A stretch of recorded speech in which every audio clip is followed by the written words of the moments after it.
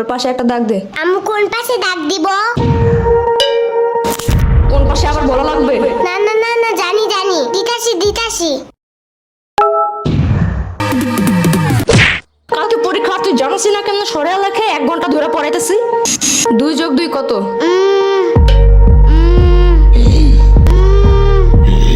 মনে হয় 22।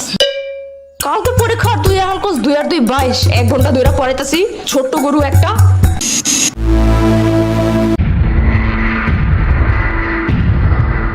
দুইয়ের ঘরের নামটা ক?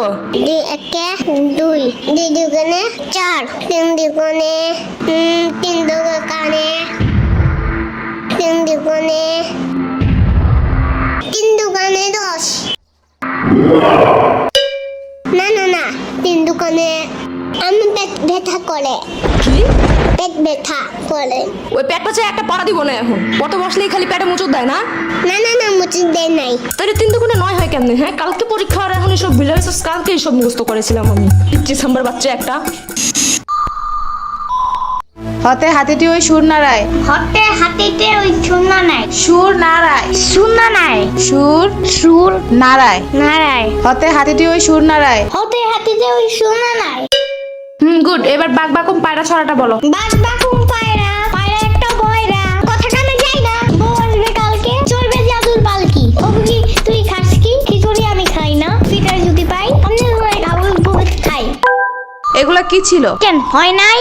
এগুলা পড়েছিলাম এতদিন। না, কিন্তু তোমার কাছ থেকে এটা বেশি সুন্দর। না বলো? ইয়ামিনের বাচ্চা। সামার বাচ্চা। ওরে দেখো কেন? ওই তো মুখস্থ করাইছে এইটা। শ্রাবণীর বাচ্চা।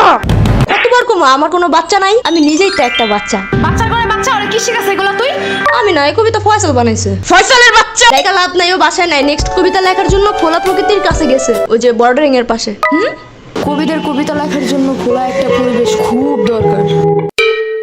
বাইর হয় দিক থেকে। তুমি কই যাও? তুমি না বাইরে হইতে বললা? এটা শ্রাবণীরে বলছি। শ্রাবণী না, সম্ভব হলো। কালকে পরীক্ষা ঢং করার টাইম নাই কিন্তু। আমার ব্যাগ ছিঁড়ে গেছে। এত জলদি ব্যাগ ছিঁড়ে কেমনে? জুতো করে এটা নিয়া আয়না দিবনে মার্কেটে গেলে। এখন পড়ো। না, আমার চাইনিজ ব্যাগ লাগবে। চাইনিজ ব্যাগ কই পাবো আমি? আরে কুটি, ভাবো নাকি তুমি? জানো না গ্লেবে সব চায়না থেকে পড়েছে না? আরে প্রোডাক্ট না, প্রোডাক্ট মদন। একটা হইলেই হয়। ওয়েবসাইটের ভিতরে অনেক অনেক অনেক কিছু আছে, তোমার যা যা দরকার। আবার পাপার কুটি প্যান্টের মতন প্যান্টও আছে, জানো? চুপ থাকো, পড়ার কথা মাথায় থাকে না? কোন গ্লেব টেলেবে কি আছে, চায়না না কোরিয়া থেকে কি প্রোডাক্ট আনে, তা মনে থাকে কেমনে? আরে গোড়া ডিম প্রোডাক্ট না, প্রোডাক্ট। তুই যাবে এদিক থেকে। এই যে আমার ফোন। এই যে আমার ট্যাব, তোমার ফোনের থেকেও অনেক বেশি বড়। ফোনের সাইজ দেখতে বলি নাই আমি। এখন পুলিশটা কল দিব। পুলিশ কেন? পরীক্ষায় ফেল করলে জেলে ভরে রাখবে। সারাদিন জোর করে বাদাম বাদাম গান শোনাবে। রাত্রে ঘুমানোর সময় ফিটারও দেয় না ওনারা। অনেক কানলেও দেয় না? অনেক কানলে ওনারা বামে আর মুখে কষ্টিপ লাগায় দেয়, যেন কোনো দিক দিয়ে বাচ্চারা শব্দ করতে না পারে। কল দিব? একদমই না। তাইলে আর কি পড়ো আমার ইচ্ছা মতো, পড়াইতে শেষ করে দাও। শোনো, যত যাই হোক পরীক্ষার হলে কিন্তু একদম ভয় পাবা না। ভয়ের কিচ্ছু নাই, মাথা ঠান্ডা করে লিখবা। লেখার সময় একদম ভয় পাবি না, ভয়ের কিচ্ছু নাই, মাথা ঠান্ডা রেখা লিখবি। সারাদিন ভয় দেখায়, এখন শেষে বলে ভয় পাবো না একদম। কেন, ছোট মানুষ একটু বুঝায় বলা যায় না? এসব কাহিনীর কারণে পরীক্ষা মানেই ভয়ানক কিছু, এই ধারণা মাথা থেকে বাইরে হতে চায় না। বড় হওয়ার পরেও না, 1000 বার পড়ার পরেও বাচ্চারা সব ভুলা যায়। পড়াইতে হবে এমনি।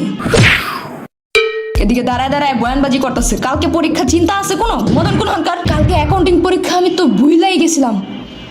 শিট।